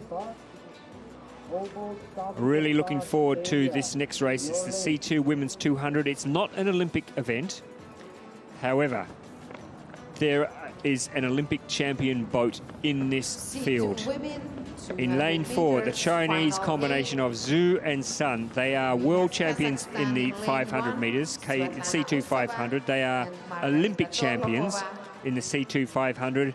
And here they are having a crack at the C2 200. They are a quality combination. Will they be any good over the 200? Well, let's just wait and see, because inside them there is another Chinese boat. There they are, Shui and Lin. They were second last year at the World Championships. A little bit of Chinese rivalry here in lanes 3 and lanes 4. And here's the combination that could upset the apple cart. Giacomi and Corbera from Spain. They've proven themselves to be a very, very good combination. The Moldovans are always there and abouts. Kocha and Oloresa, Bran and Sprekovic from Poland in maybe the best boat of the World Cup. Look at that. That is a quality boat, folks. No problems about picking that one out. The crew from Kazakhstan, Broskova and Izkakova. And in the outside lane, lane 9 from Uzbekistan, Erkanova and Shurtsadova from Uzbekistan. So good global spread in this C2 women's 200-meter final. But it's the middle of the field. That's what you want to be watching at the moment, because it is the two Chinese boats who I think will have a very interesting tussle. Can the Spaniards upset the apple cart? That is the unknown question. But there's absolutely no doubt at all about the quality of the Chinese combination in lane 4. They are 500-meter Olympic and world champions. What are they going to be like over 200 meters, though? Let's see as they get away to a pretty good start, too. That's Zhu and Sun from China. On their outside, it's the Spaniards who are also going very hard, but it's the other Chinese boat, the second in last year's World Championships, that's Shui and Lin, who are out in an early lead. It's the Spaniards, Jacomi and Corbera, who are challenging them. Zhu and Sun at this stage falling off the pace a little bit, so it's Shui and Lin from China. It's Jacomi and Corbera from Spain. It looks like the Spaniards could be the ones who take the gold here. It's Jacomi and Corbera. Yes, they'll take the gold medal. Perfectly judged race for the girls from Spain. Second to Shui and Lin from China. And the bronze, I think, went to Zhu and Sun from China, but we'll wait for confirmation for that. But I asked at the start of the race, could Jacomi and Corbera upset the Chinese apple cart? And there's your answer, folks. Yes, they could. Let's have a look at the start. Very, very even race, except for the top of the course there. Fell away quickly. It was Shui and Lin from China who set the early pace. But Jacomi and Corbera were always there on their outside, and there they were at the halfway stage. Zhu and Sun much better over 500 meters, hanging in there to try and stay in third position. But Jacomi and Corbera, as the race got towards the finish, really flexed their muscles and came away with a good, strong win. So gold to Spain, silver to China, bronze to China, with Zhu and Sun holding on. They'll be back in the 500-meter race. Just wait to see them defend their world title in the World Cup later on this weekend. But that's a great race, a great win to Spain. They add to the list of gold medal winners this afternoon. Very impressive spread of gold medals going to all corners of the globe, which is what we want to see. It shows that this sport is healthy and thriving all over the planet. Of the finals, so the Poles finishing in fourth position, but China silver and bronze, and the Spanish taking the gold medal. She's had a busy afternoon, Jacomi, so she, in fact, Corbera has as well. A pair of them have already raced in individual races, so they'd be pretty happy to come together now and take that gold medal in the C2 200 meters. As I said, it's not the Olympic event. The Olympic event is the C2 500, of which Sun and Zhu are the Olympic and world champions. We'll see them later on this weekend.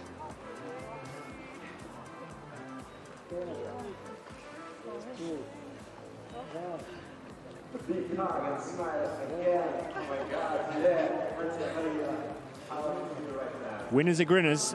Winners are definitely grinners.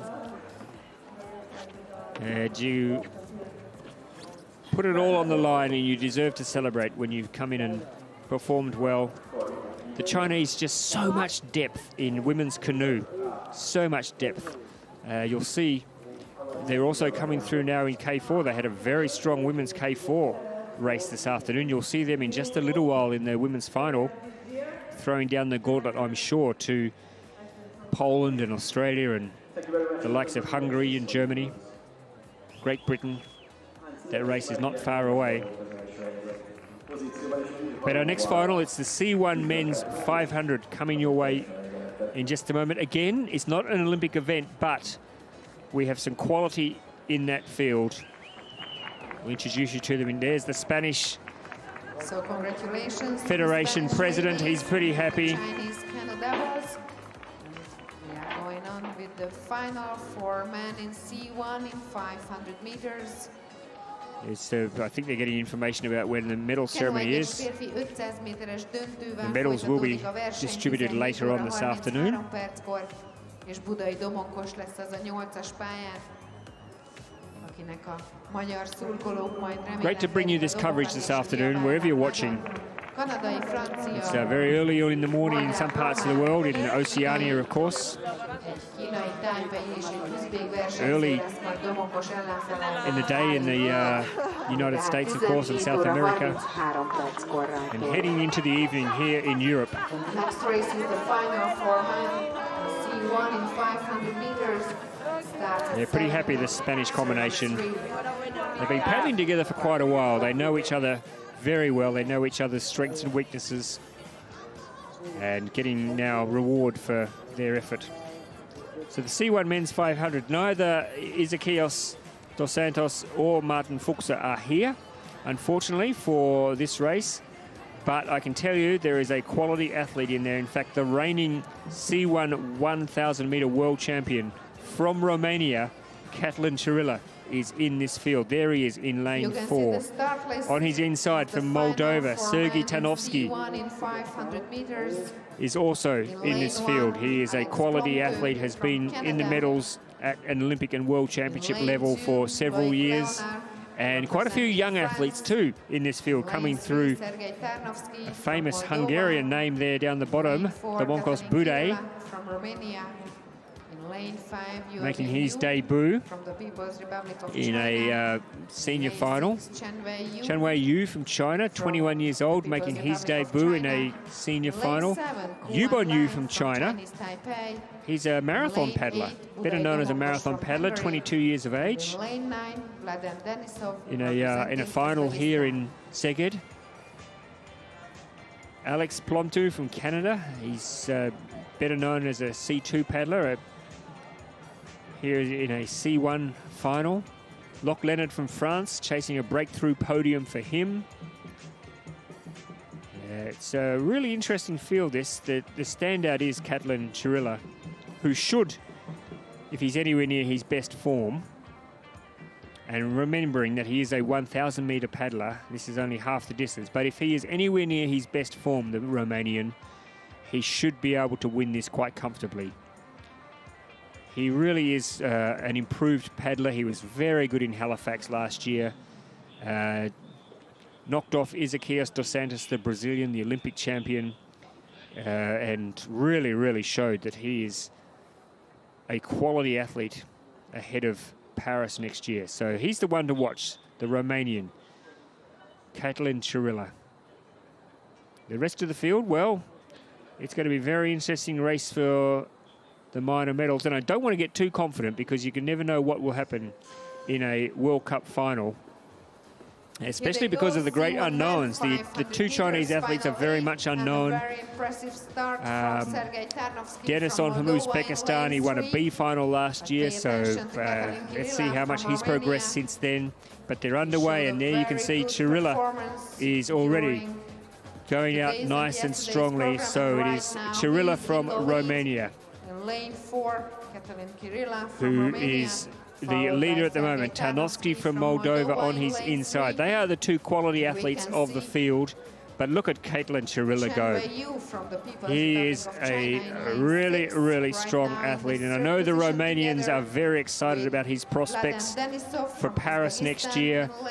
He'll be racing in the 1,000 meters this weekend. That'll be his big focus.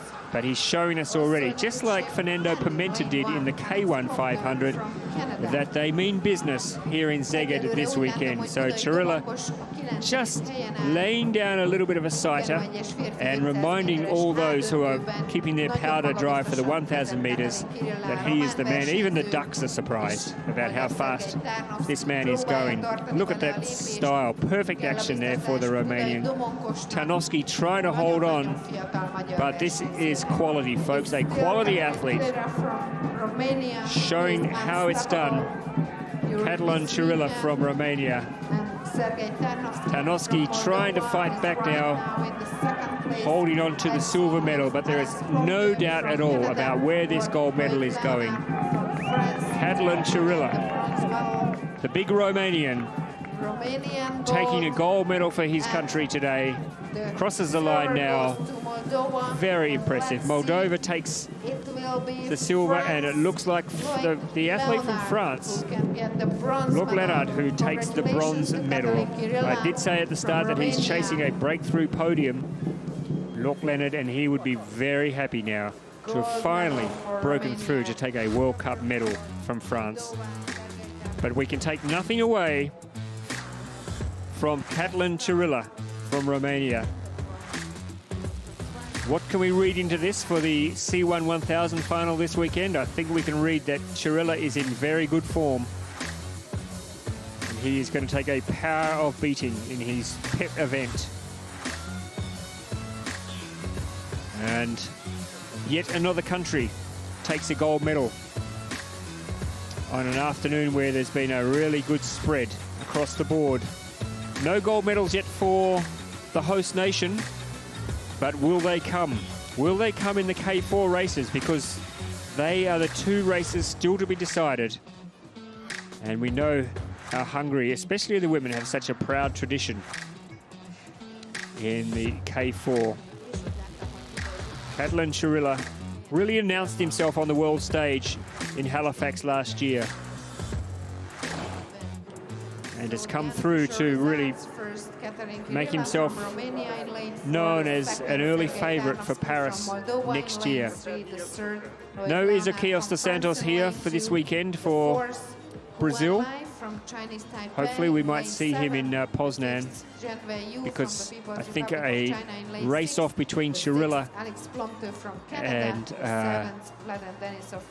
Dos Santos will be worth the price of admission on its own. When you throw in some of the other quality athletes who are racing over the 1000, it's going to make for an exciting grandstand finish. Leonard, look at him, he'd be pretty happy. He's finally on a podium, picks up a bronze medal. He's been racing for a little while now, so he's always thereabouts, but hasn't won a medal for a long, long time. Thank you very much. Congratulations for you. And of course, I think we will love Szeged later.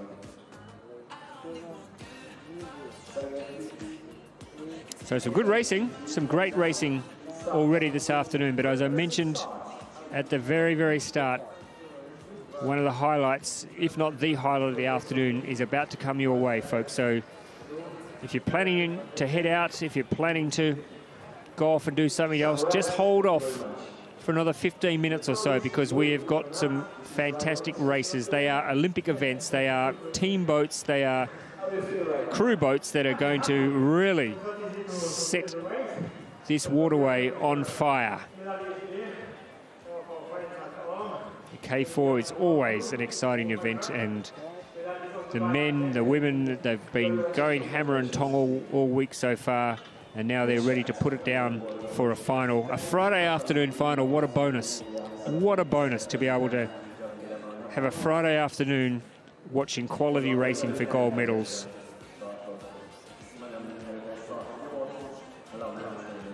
So the world champions, the reigning world champions are Poland. They're here.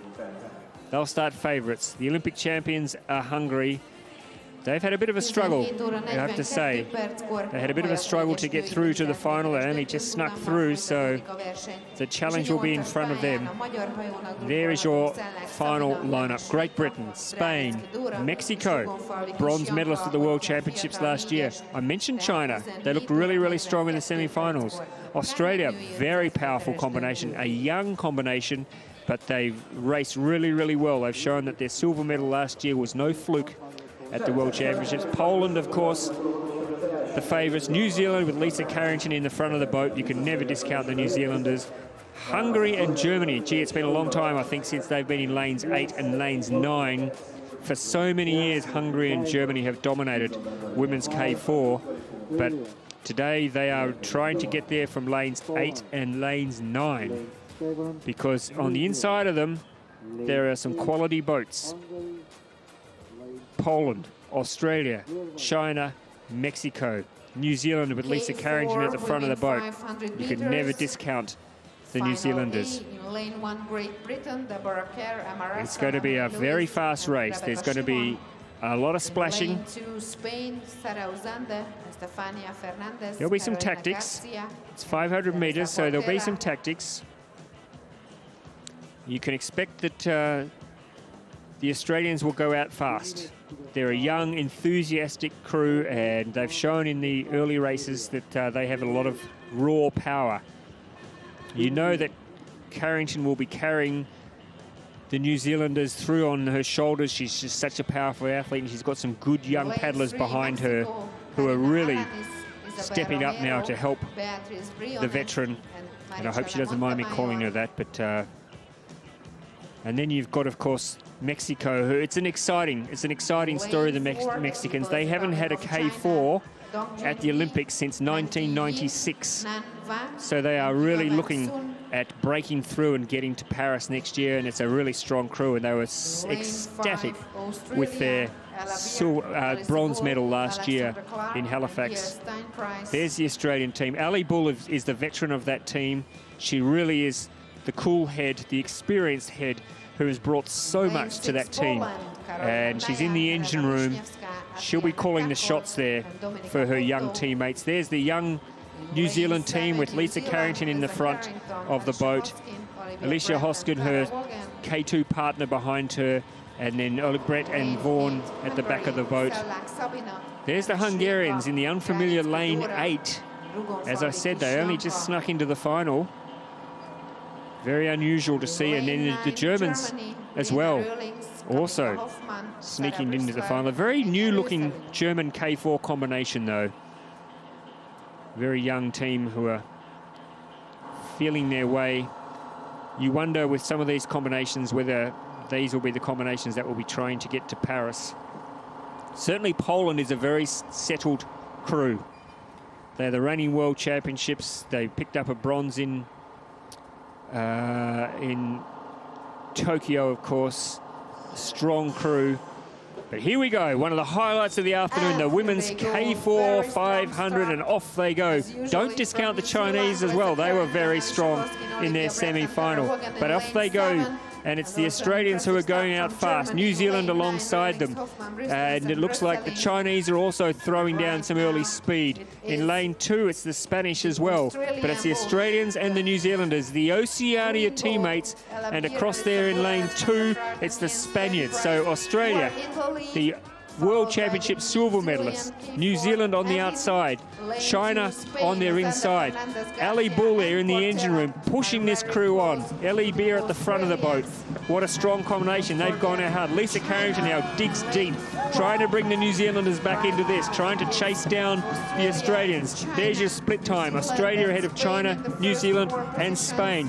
Has Australia gone out too hard, though? It's a 500-metre race. They did push it out very hard early on, and now it's closing up. It's the Chinese who are coming through. Are we going to see a boil over here, folks? The Chinese are pulling away. Wow.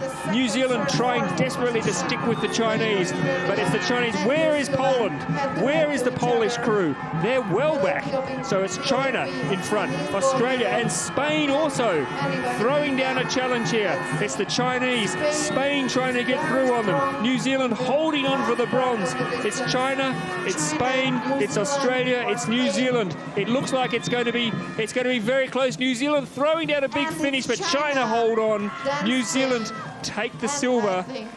And wow, the bronze, I couldn't pick it. But that is a big, big result, folks. China has come through with this K4 combination and blown away a quality field with a perfectly judged race. Look out, Paris, because this team has announced itself on the world stage. They have really come together as a unit, judged the race to perfection, came through in the middle of the race, you can see there, and really put down some strong paddling in the middle to assert their authority on this race. The Australians couldn't go with them. The Australians went out fast, couldn't hold on to the Chinese though. Let's see as they cross the line. So China did get the gold. Looks like Spain got the silver and New Zealand got the bronze. Good result for Spain too. Really good result for the Spanish. I'll tell you what, if you had have asked me this morning who would get the gold and the silver medals in the women's K4, I don't think I would have told you China and Spain. So that is a great result, an exciting result. Confirmation there. China, Spain, New Zealand. Good result for Germany from the outside lane, coming through in fourth. And then Australia and Poland both, and Mexico. So there you have Australia, Poland, Mexico, the gold, silver and bronze medalists from the World Championships last year, finishing in the middle of the field. And look at that down the bottom there, Hungary, finishing in 9th place. I'm pretty sure that combination will go through some changes though before the qualifications later on this year, which will happen in Duisburg. But you can take nothing away there from that Chinese combination. Wow. I think that's taken a few people by surprise. Well, we always knew, we know that the Chinese are very strong. But they have really thrown a spanner in the works, as we might say, ahead of the World Championships later this year, really announcing themselves on the world stage. Good result for New Zealand. They are only going to get better, folks. They're a very young crew. The more work they can do together, the stronger they'll become. The Australians are also strong. Spanish crew, really, really good result there for this young Spanish crew as well. We've got a lot of racing to go, of course, before the Olympic qualifiers. But I think the Chinese crew will sleep pretty well tonight, knowing that they've proven themselves at this level.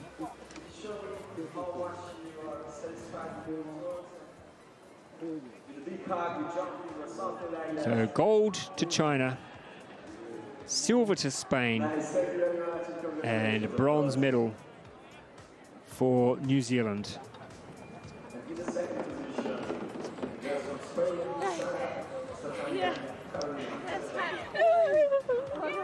It's a medal for New Zealand, and as I said, they're a young crew. Lisa Carrington, of course, such a great leader of that crew, and they will definitely improve and get faster as the year goes on. Good learning experience there for a couple of the younger crews. Not sure what happened to the crew from Poland. I think we would have all expected a stronger performance from them. Of course, Poznan in 2 weeks' time is where they will really come to the fore, I'm sure. And the Australians, after going out very hard, faded. The Mexicans as well would have expected to challenge for a medal, but unfortunately couldn't get it together. The Spanish, there's a real mix there of experience and young paddlers there. It's a lovely combination. You can see Teresa Portela, of course, very, very experienced paddler. Sure she's enjoying paddling in a K4.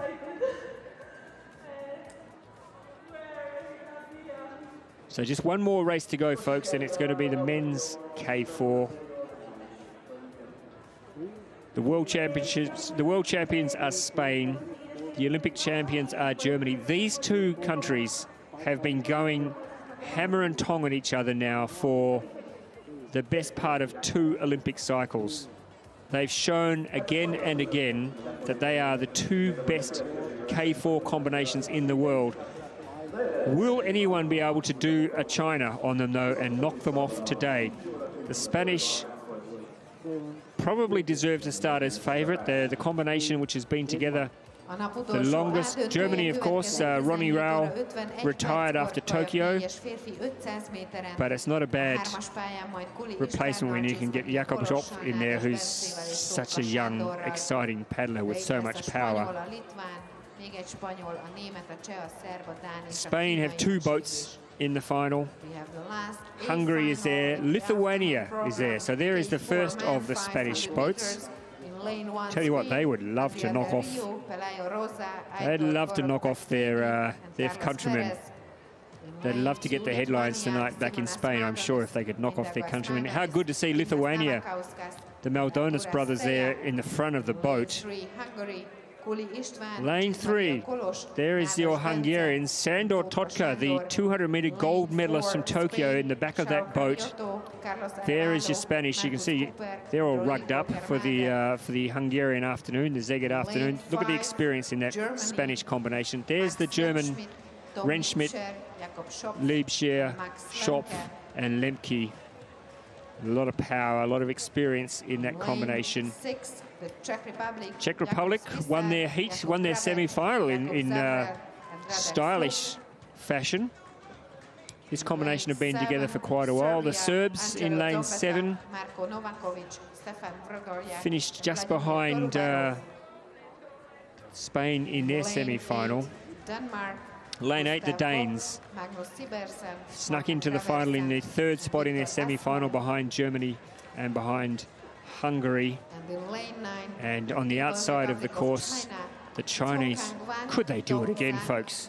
Surely not. Surely this men's Chinese K4 couldn't cause another upset.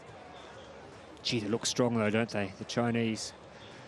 But I think the race will be in the middle of the field. Spain and Germany, there's so much rivalry there. Every time they go out on the water, it's a real arm wrestle.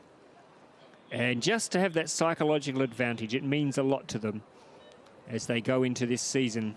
So expect some pretty keen racing. The Germans in the pink boat in the middle of the field. Just above them, it's the Spaniards. And they're off, and they've both got a good start, as did the Chinese down here closest to camera.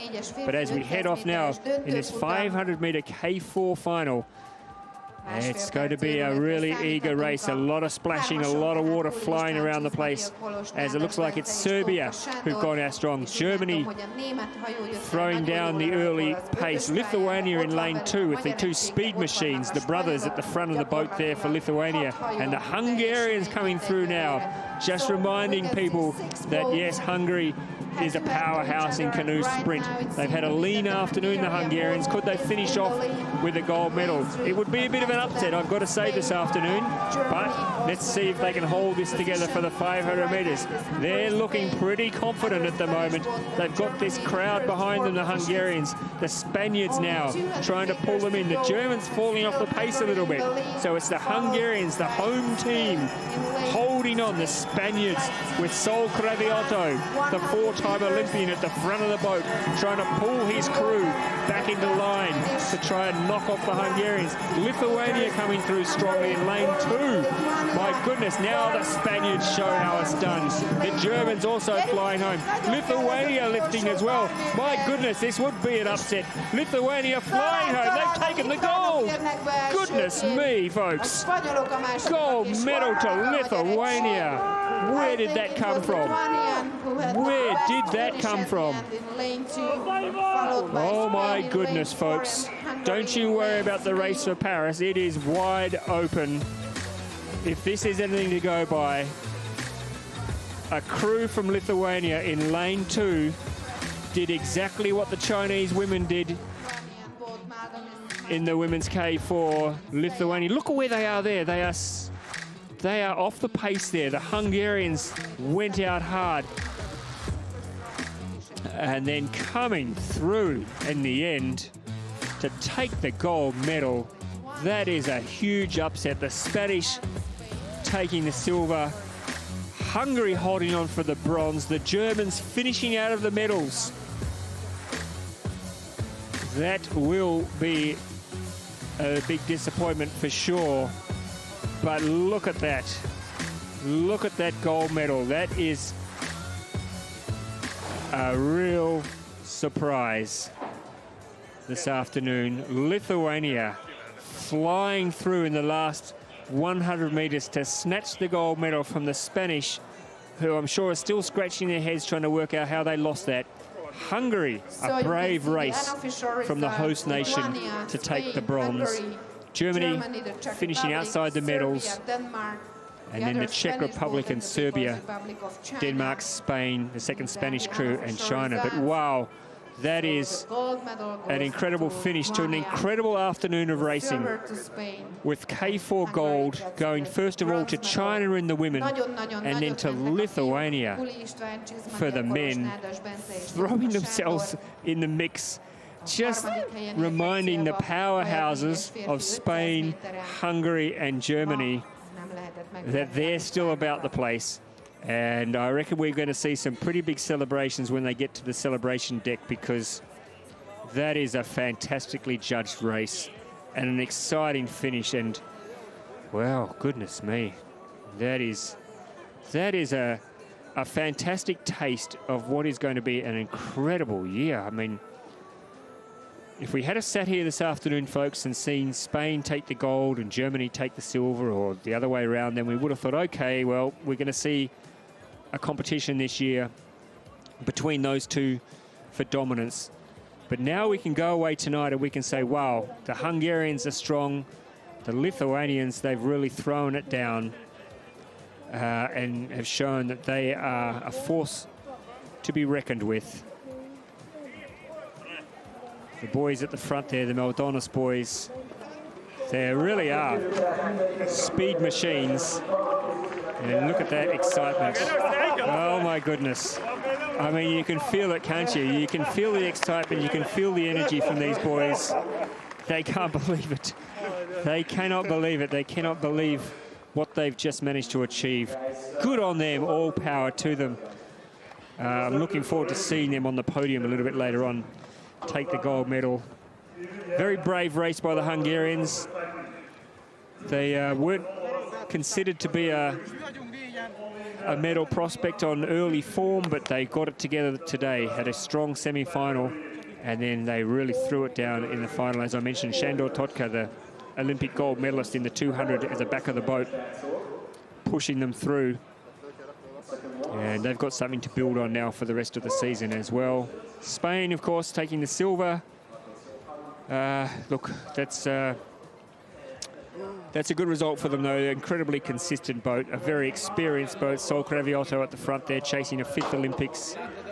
Marcus Walsh, of course, Marcus Cooper, gold medalist from Rio in the K1 1000. So there's plenty of experience there. There's a lot to build on for all of these crews ahead of the next World Cup in a couple of weeks' time in Poznan, and then the World Championships in Duisburg later on this year, when everything will be on the line. And wow, I can expect that a lot of these crews that we've seen, a lot of these athletes we've seen over the afternoon, in fact, will be in different shape once it comes to Duisburg. But I don't know about you, but I'm licking my lips in anticipation already for what's going to be a great afternoon, a great year of racing, and what a great spread of medals over the day. The global spread, it just underlines France, Great Britain, Uzbekistan, Cuba, Portugal, Poland, Australia, Spain, Romania, Lithuania, China. There's where your gold medals have gone this afternoon, ladies and gentlemen. Anybody who thinks that canoe sprint is not a global sport, have a look at that. Have a look at that. And that's, you know, we haven't got the Brazilians here. We haven't got the Ukrainians here in the canoe sprint. Of course, good strong representation in the Paracanoe. But wow, what a year we're going to have. Hope you've enjoyed the coverage this afternoon, folks. It's been a real privilege to be able to bring it to you. I'm glad that we could bring you quality racing this afternoon. It really, really has been a sight to behold.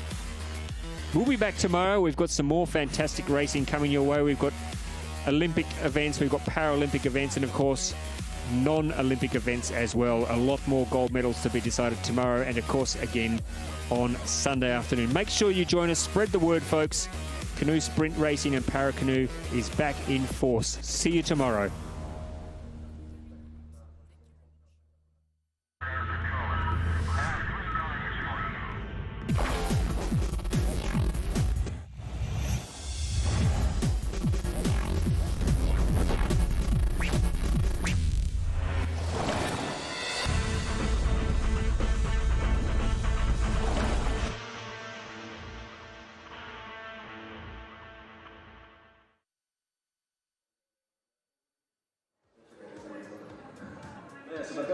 holnap is lehet, akkor minden szemmel le van látni, és a srácokra fog figyelni.